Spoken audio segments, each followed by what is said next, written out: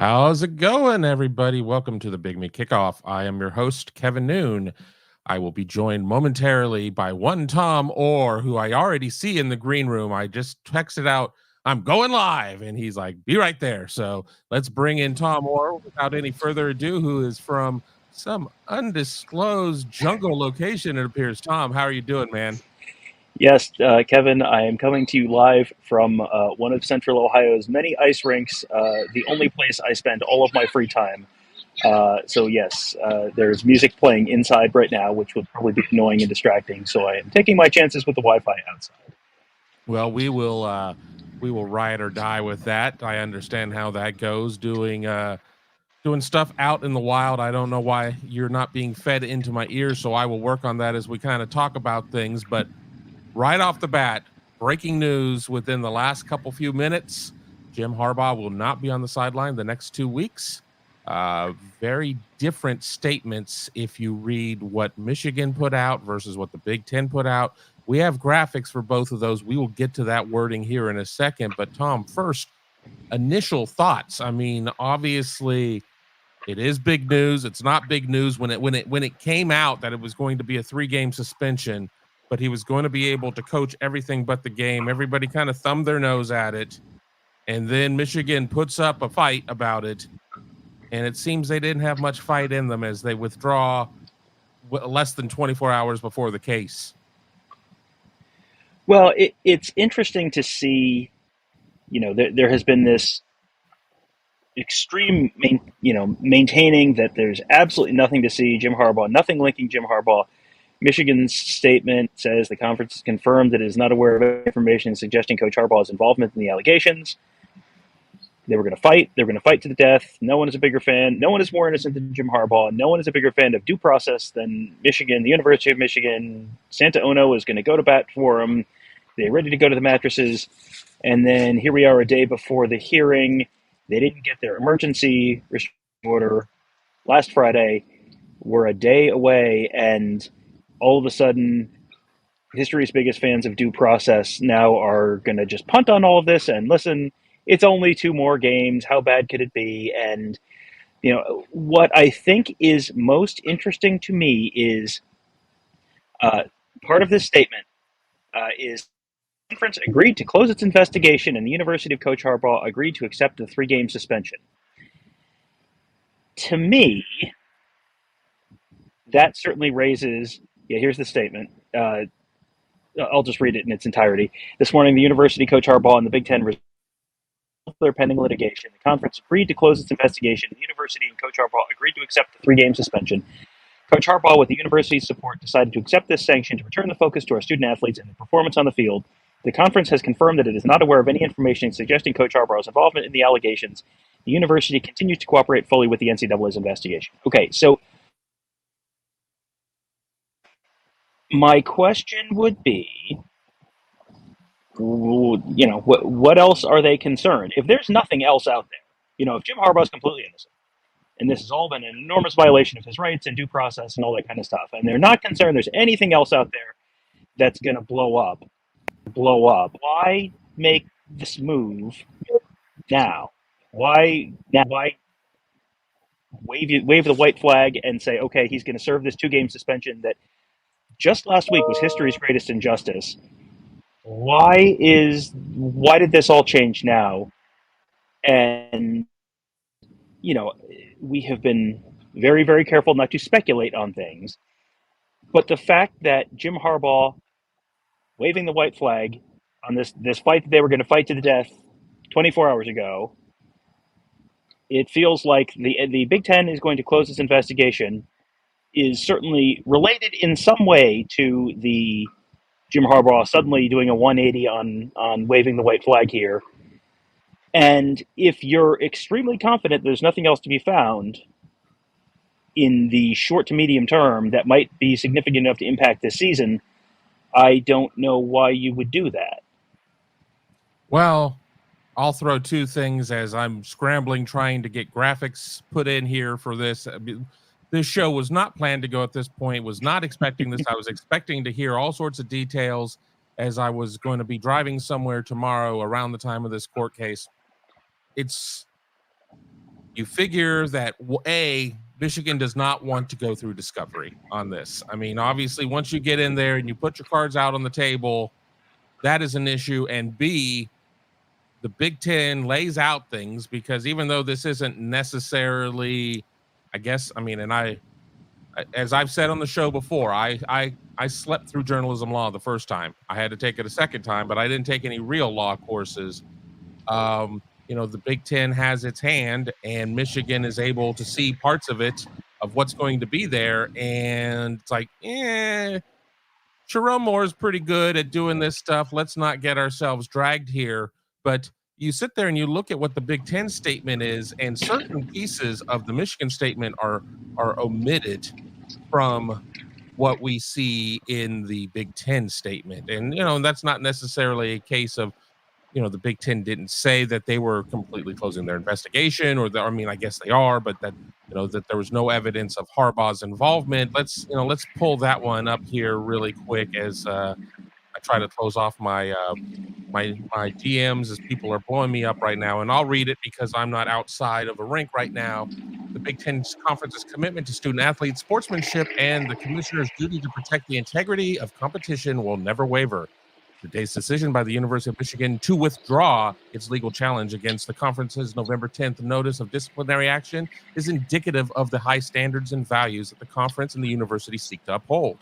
The University of Michigan is a valued member of the Big Ten Conference, and the conference will continue to work cooperatively with the university and the NCAA during this process.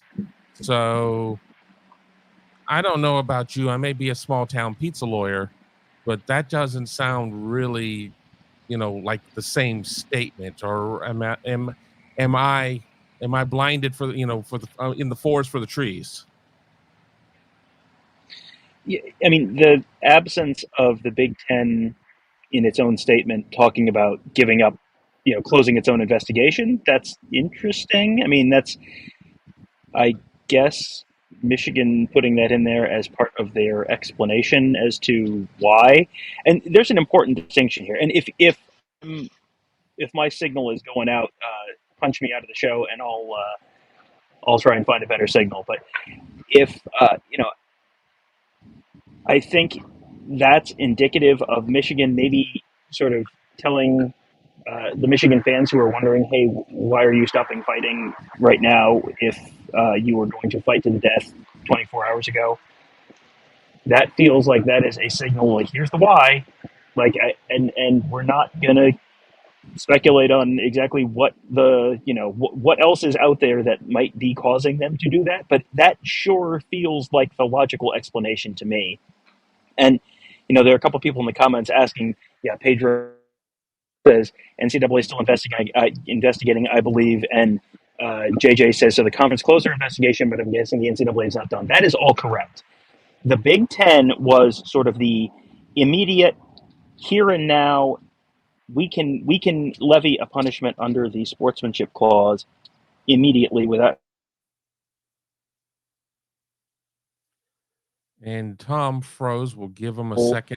Full 90-day. Yeah.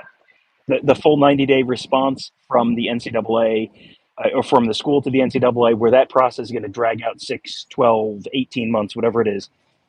The Big Ten can do it now and have an immediate punishment. That's the Big Ten's role as compared to the NCAA's role. So, yes, none of this has any impact on the NCAA investigation. That just is something that would impact potentially the 2024 season and beyond.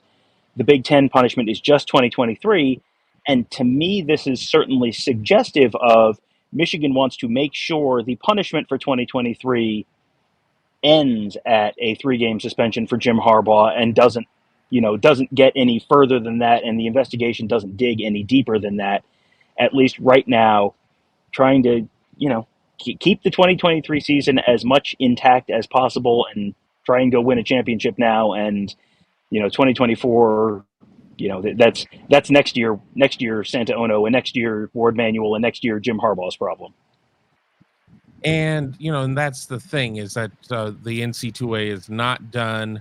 There's certainly a lot of various versions of things that are going on out there, things that we cannot corroborate. So we've certainly tried to give a wide berth. I mean, talk about the things that or that you have pretty well, and not get involved in some of these other aspects. But the NC2A certainly moves at a glacial pace in terms of how it goes about things. As Tom had mentioned, 90 days. I mean, he cut off on there, so maybe it didn't come through to everybody, but you get 90 days on the notice of allegations, and it's a process. And 3 games from the Big Ten ends at the end of the Big Ten regular season.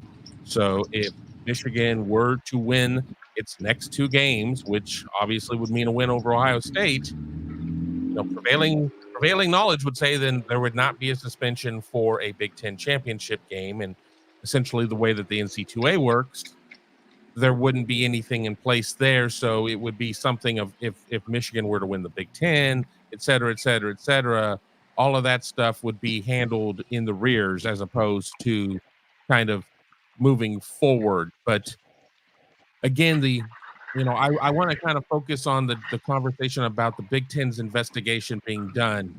And that's coming from Michigan and not coming from the Big Ten. So there is, I think, some room for at least for discussion on what that means. And I really wish that it were a situation of where we could dial in Tony Petitti and say, what exactly does this mean? Or at least a media relations person who could sit there and sort that out. Because again, it does sound like there are several things in play. The Popo's coming to get you, guy.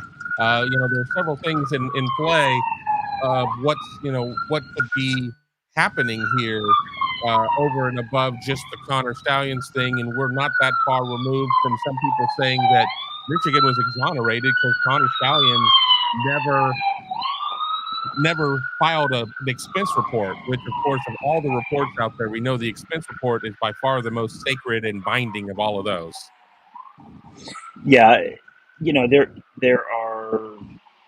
You get the sense that people are looking for whatever they can get to support whatever pre-existing position they have entrenched themselves in, and that was one where, I mean, yeah, that's certainly better than if he had expense reports like signed by Jim Harbaugh that said illegal scouting, but I don't think I was really expecting that. So, an interesting statement. This is from Dan Wetzel, who has, if we're, I'm not going to say he has been on the pro-Michigan side, but a lot of his reporting has sort of aligned with having sources in Michigan, and so this is, sort of how they're going to probably spin this. Big Ten/Michigan/Harbaugh agreement essentially ends the battle, at least for now. Big Ten gets its 3-game suspension of Harbaugh. Michigan/Harbaugh don't have to fear future suspensions should they get into playoff and further evidence or allegations arise.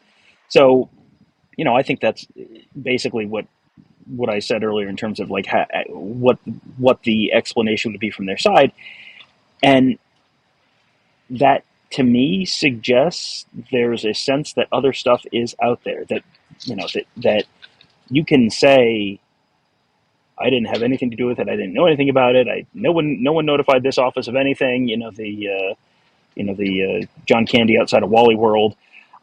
That to me is certainly suggestive of there is at least a very real concern from Michigan that there is other unexploded ordnance around, and they don't want anyone digging around with the mine seeking equipment to try and find it. It's that you don't 180 on something like this, where this is a deeply held matter of principle during your Monday press conference, and you went to civics class and you remember the innocent until proven guilty, and you're totally innocent, and then that's on Monday, and then here we are on Thursday, and you're waving the white flag like that. That to me suggests more than just a theoretical, hey, hypothetically, there might be something else out there.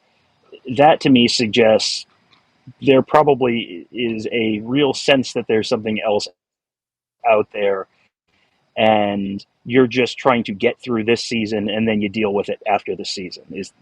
That's certainly how it feels to me. I got a couple of thoughts, but I want to get to the super chats we've got. J8M3T, Jim's, Tom popped out for a second, but we got Jim And BTFO, you're just going to have to go to Urban Dictionary to see what that means, but it means that he's in trouble. It's Jim over. So thank you for the super chat. I'm not going to use the full acronym there. It is a bit of a family show, so we will do that. Let's go here to Jeff Hines. I understand that this move by comes on the heels of NCAA interviewing players and potentially granting immunity. Now, I've heard that story. I can't confirm it. I don't know necessarily everything that's going on there. Tom has punched himself back into the show, but I will reread this while Tom is here, and I have a feeling he has kind of the same stance I do here. I understand that this move by Michigan, comes on the heels of NC2A interviewing players and potentially granting immunity. Yeah, there's a lot of moving pieces here, but that certainly felt like it could potentially be a consequential one. And we don't know right now who they've talked to, if they've talked to anyone, what those players might know, what those players might have said. Like, this is all very much in the realm of the speculative.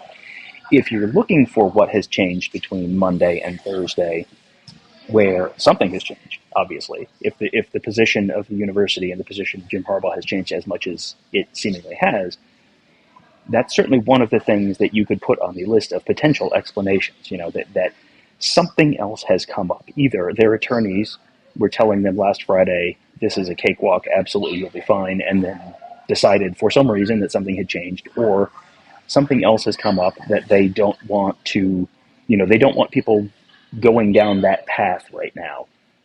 That is certainly, to me, a possible explanation. It's certainly far from a proven explanation, but that's typically how the NCAA operates. Is you go in, you talk to people, you offer immunity, and that's how a lot of the NCAA investigations go. Because the NCAA doesn't have subpoena power, so the NCAA can only offer. The NCAA can't compel you to talk under, the punishment of going to prison or something like that.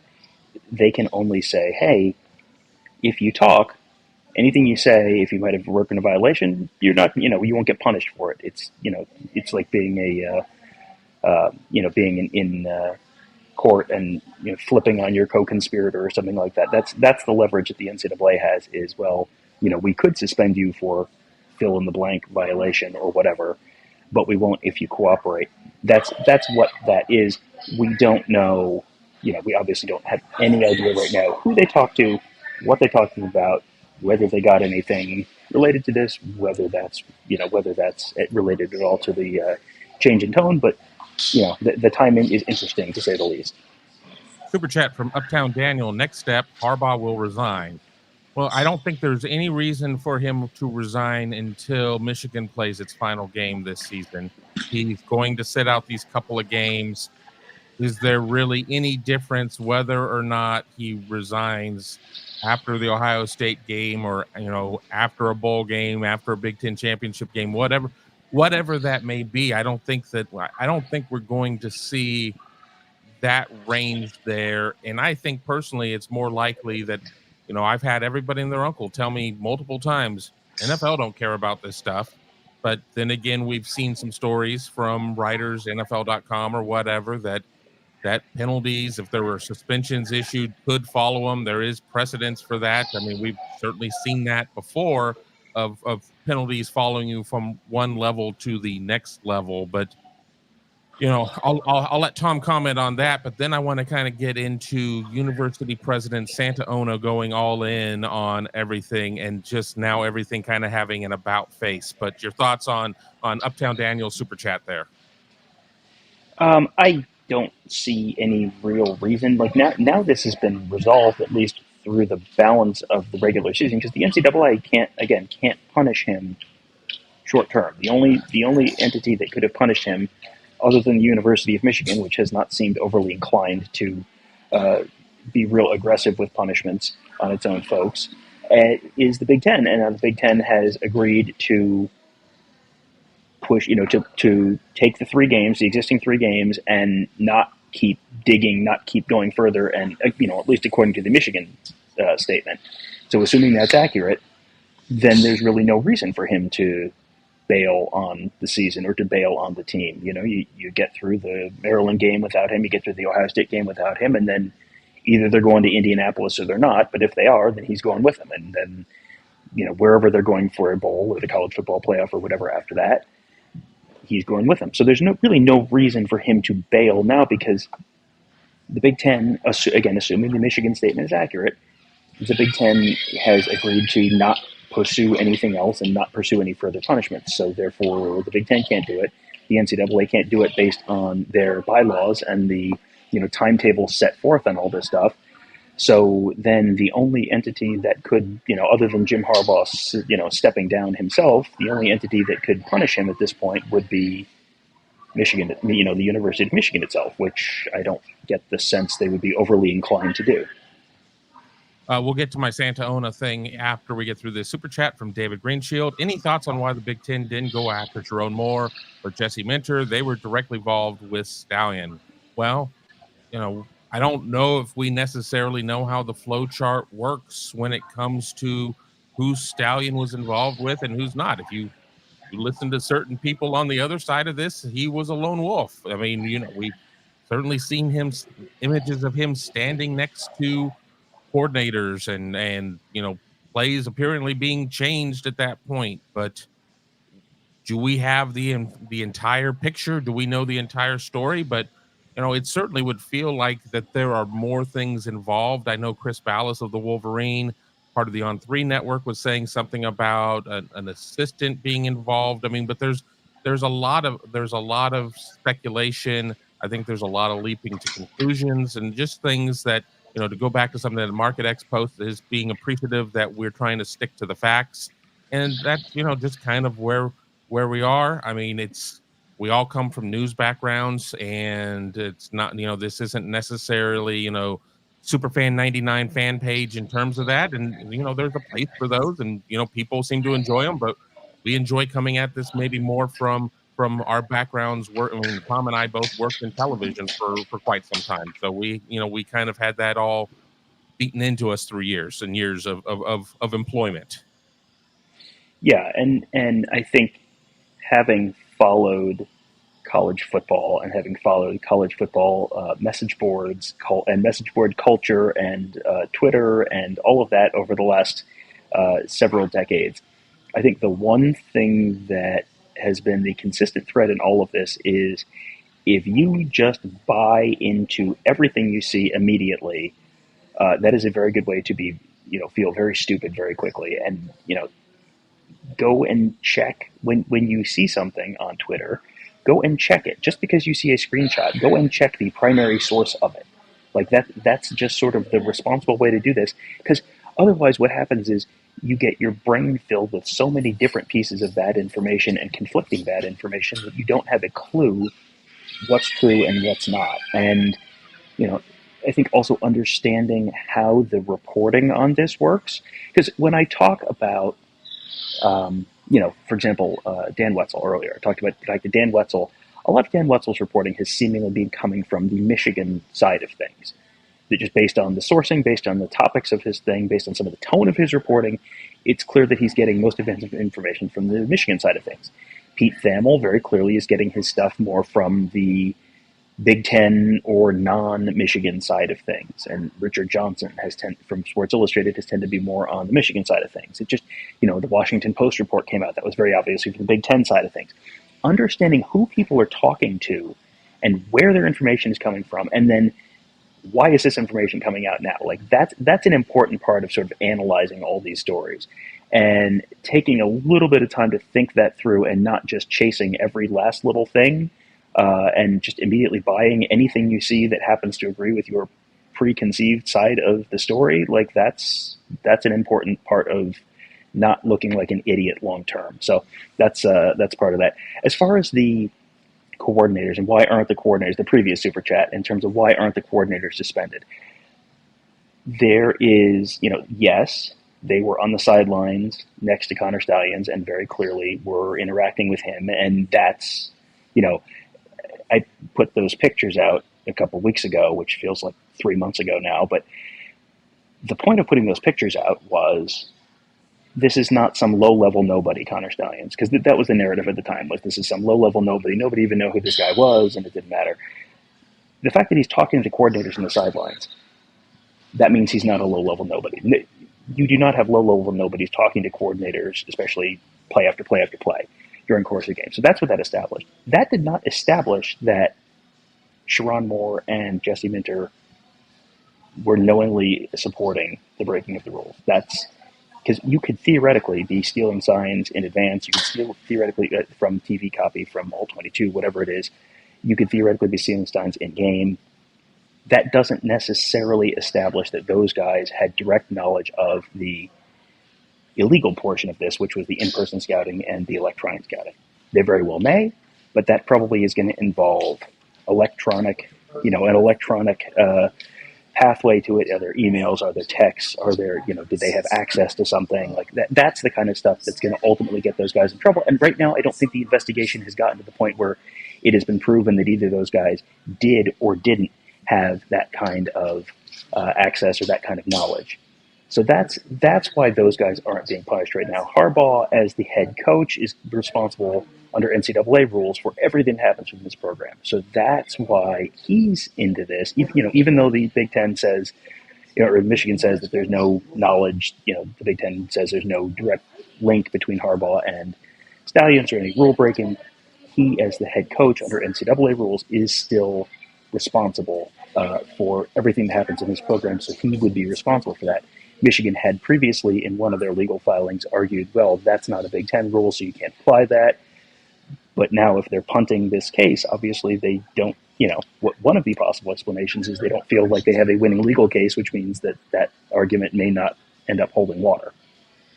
Yeah, and I don't think that they want to sit there and get into a situation of where, well, we're putting down a 3-game suspension, and you do get something, and we get to a point where you're on the sideline for Maryland. Would it carry over? I mean, I don't know. I do want to get to the Santa Ono thing, but as you know, Super Chats get you to the top, and with over 700 of you here on this chat right now, this very impromptu chat, I'm certainly not going to be able to see every question that comes through. Super Chats do get noticed because they turn colors in my little chat queue. So, Brian Coker, the only thing that changed to make this deal happen is the Big Ten agreed to drop the matter, ensuring that the Michigan season won't be affected. Yeah, I mean, that certainly does seem like a pretty clear, line to draw between those two things. That's a good compromise, leaves everyone unhappy. Well, the Big Ten, it gives Michigan something, assuming the real stakes of the deal. It gives Michigan something to say, okay, that'll be it, and we'll get through this season, because that was their big thing. Is it would be totally unfair to impact this season, and these kids have worked too hard, and yada yada yada. So now, based on the Michigan statement, it seems like this season is not going to be impacted beyond just Jim Harbaugh not being able to coach the next 2 weeks. So, okay, so that's their side. The Big Ten doesn't have to have a public court fight with Michigan, which is probably in everyone's best interest anyway.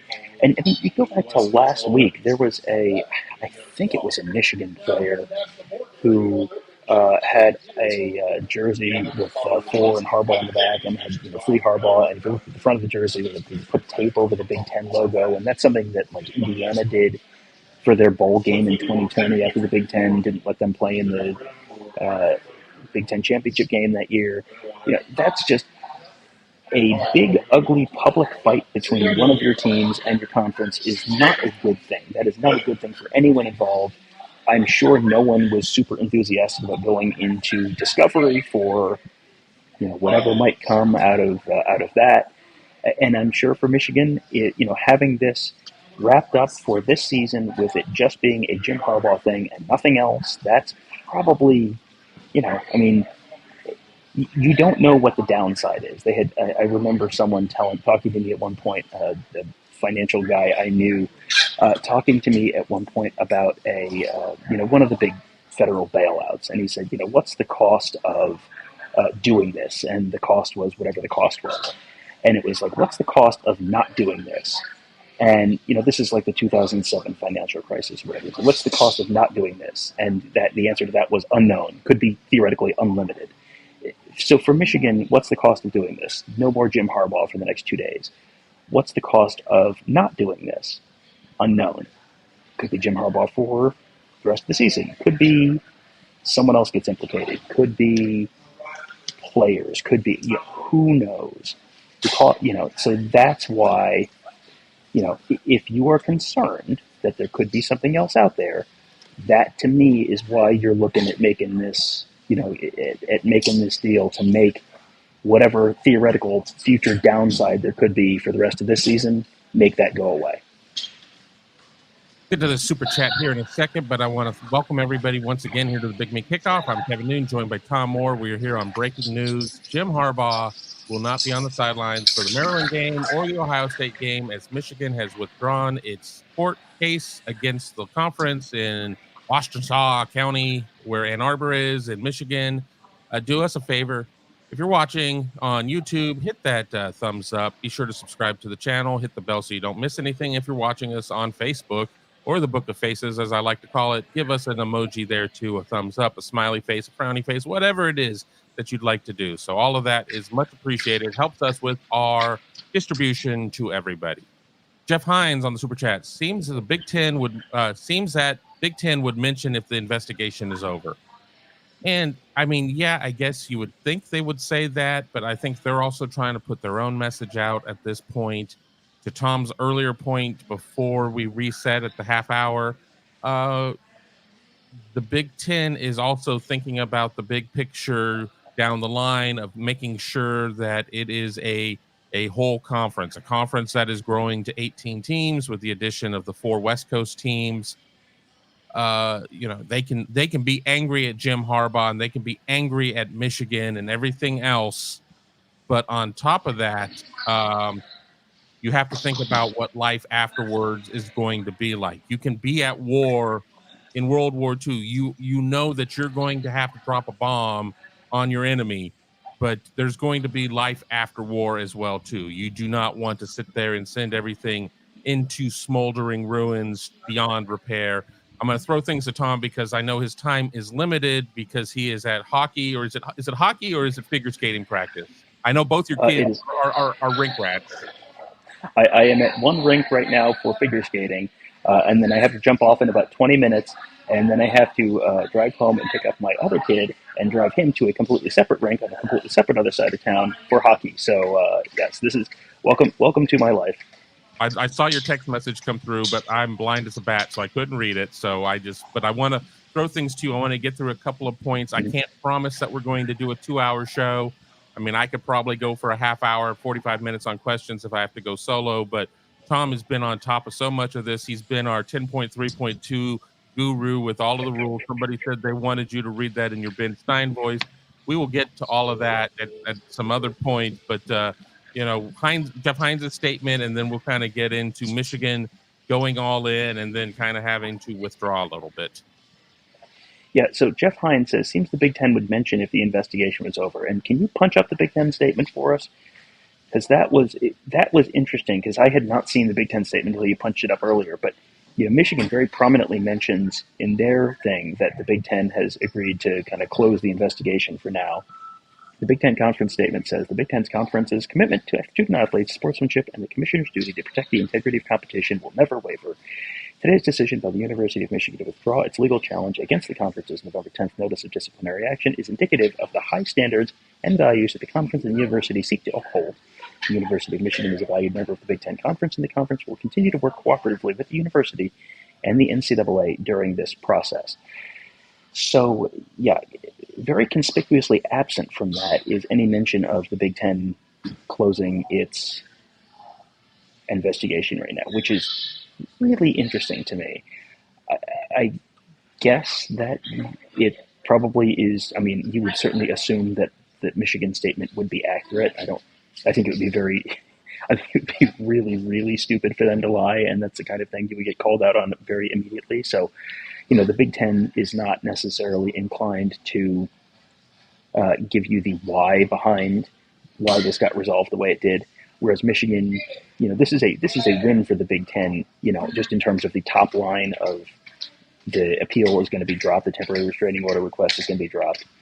So that the top line is a win for the Big Ten. So the Big Ten doesn't really need to explain the why behind it. The Big Ten can just go, fly the W, as the folks on the north side of Chicago do. Like, fly that W flag. We have the win, and that's it.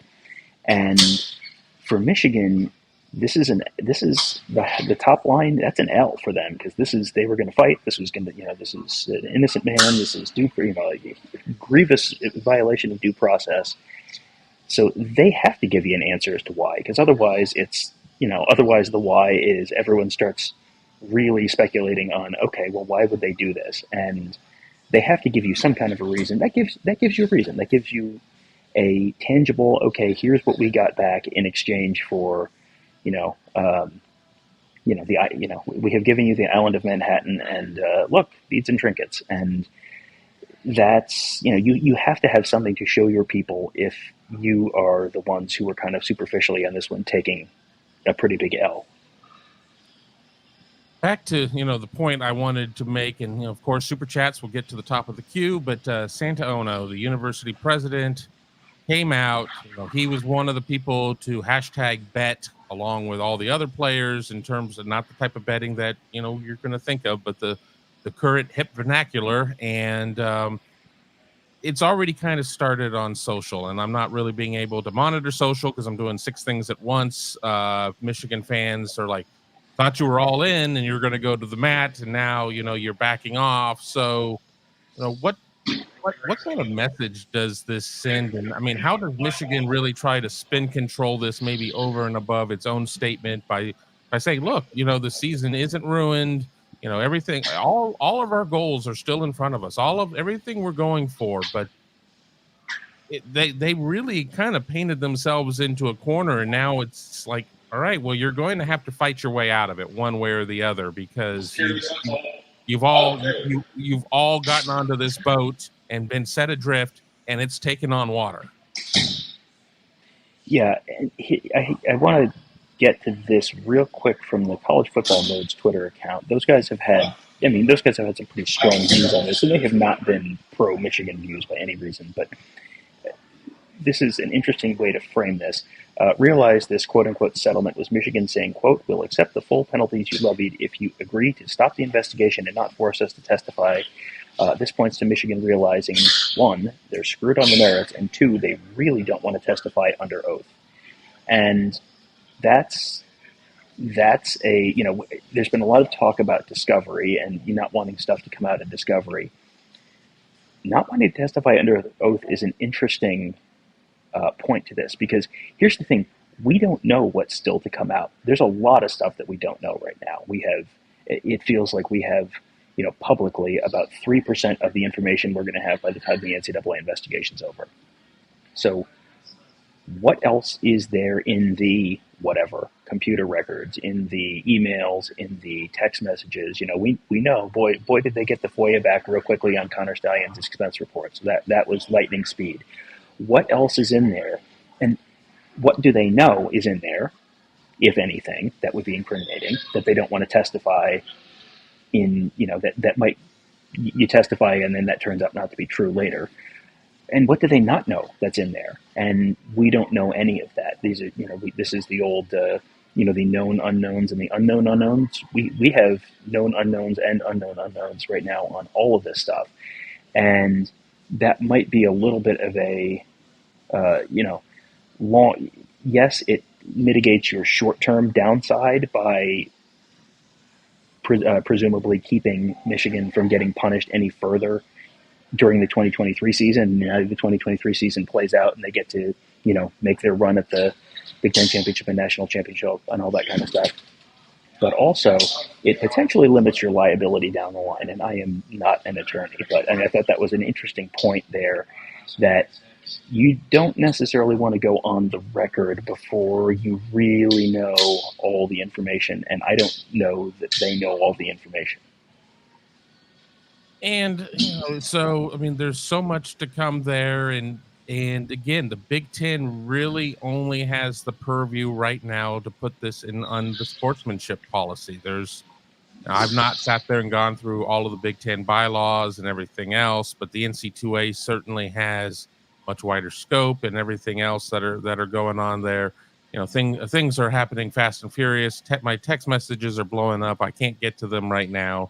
Your text message is Tony saying that he can hop on shortly after I have to leave. So. Well, I saw that one, and so we're going to try and end the show before that happens. No, we'll keep it going for sure. Maybe we do end up with a 2-hour show, and when Tom tags out and Tony tags in, at some point everybody's going to have a nourishment break, and we'll see. If more news comes out, maybe another show this evening. I know I would like to have a couple of pops, so.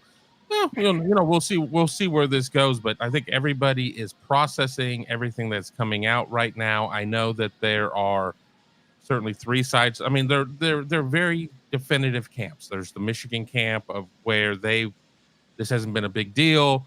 We're absolutely going to get this temporary restraining order. Just wait till we countersue. I mean, and now the Big Ten comes, or the Michigan comes and pulls out of this situation. Obviously, there's the Ohio State side, and I think there's split sides on there. There's certainly a group of Ohio State people that want Jim Harbaugh on the sideline. They want every possible thing there for a potential Ohio State win. And then you have this huge group of people who are on the national side. And I've had a lot of people like, I don't care about this. I'm like, and you're lying to my face right now when you say that, because this is one of the most interesting, intriguing, unprecedented things that we see. And I just see that Tom posted something from El Suzabo, a longtime friend of the show. Stuart Mandel just put out a statement. To be clear, there was no settlement between the Big Ten and UM. This was straight up capitulation by UM.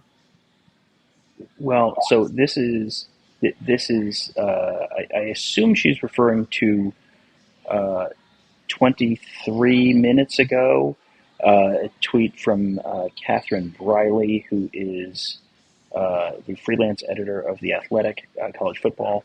It says, per the Washtenaw County Courthouse, the University of Michigan Harbaugh voluntarily dismissed their complaint against the Big Ten. But the last thing that Stu Mandel has up there is, it's win-win for all parties. The Big Ten gets to uphold the suspension. Michigan is assured nothing more comes out in discovery, and the lawyers collected a week's worth of billable hours. So that's not necessarily the same thing.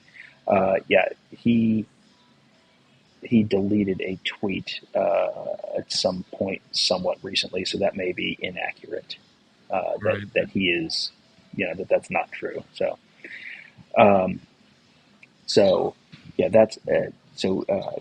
Glasswing Butterfly said she missed the news. Just the news is Jim Harbaugh and Michigan have given up. They've waved the white flag and are withdrawn their temporary restraining order for the suspension for the next 2 games. So he would be out.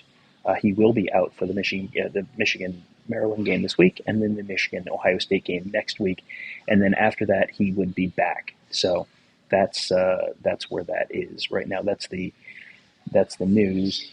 And I was going to punch it up. MetaMax says, it sounds like the Big Ten isn't going to punish further, even if something new comes out. I guess they follow double jeopardy. I mean, this is not a Jim Harbaugh and Michigan are out of the woods by any means. The fact that, we've talked about this already, that the fact that Michigan is willing to wave the white flag on this in exchange for, according to their statement, the Big Ten kind of getting rid of the investigation and, putting a pause on the investigation and not digging any further. That certainly is suggestive that they are concerned that there may be more out there. But none of this has any impact on the NCAA investigation, which is just barely started. They are just starting to work right now. That is an investigation that was going on before the Big Ten investigation. That investigation was going on before any of this came out publicly, because the NCAA gave its some of the TikToks that have come out. The NCAA gave their results of their investigation to the Big Ten, and let the Big Ten sort of take some immediate action on it, because the NCAA has to go through a very specific process. They have to do the investigation, then they have to issue a notice of allegations, there's an official document saying, here is all the bad things that you did, or that we say that you did, and then the school gets 90 days to respond. So this is not to say this is it. Jim Harbaugh just gets 3 games, and that's the only punishment Michigan gets. That is absolutely not the case. This is, according to the Michigan statement, this is all that is going to happen right now. That doesn't mean, there could be a whole mess of other stuff that comes out next year. The NCAA is, reportedly talking to players, reportedly talking to other folks about, you know, granting immunity and all of that kind of stuff. So all of that is still to come. So that's a very important distinction, that Big Ten punishment and investigation are entirely separate, from NCAA, potential punishments to still to come. And the thing is that Metamek uses the term double jeopardy, which obviously is very valid in terms of the legal system, but we're not. While the U.S. legal system was involved in terms of trying to get the TRO to get the injunction and everything else, when it comes to the investigation that the Big Ten does or the NC2A does, there's not double jeopardy. And the thing is that all right, maybe the Big Ten is like, well, we're done looking at the Connor Stallions thing, but what happens if something else comes out? There could be another set of penalties that come out of that. So to Tom's point, Michigan is not out of the woods. Jim Harbaugh is not out of the woods. This is just a chapter break. This is not the end of the book. This really could just be a paragraph break if we're being quite honest in terms of where this whole journey is going to go. And I'll let you read that one. Yeah, I don't have very many rules in life, but if you make an outstanding, very minute, niche Arrested Development joke in the comments, you are going to get punched up on the screen. Market X, Arrested Development taught me you can't convict 2 coaches of the same crime. That was an old bit from Arrested Development like 15, 20 years ago now, where George, the patriarch of the family, leans in, he's in prison, and leans into his son, Michael, played by Jason Bateman, and says, "You can't convict a husband and wife of the same crime." And he goes, "That's I don't think that's true." And I have the worst lawyers, and the lawyer is played by Henry Winkler, the Fonz. Hey. So yes, that is you can in fact convict 2 coaches of the same crime.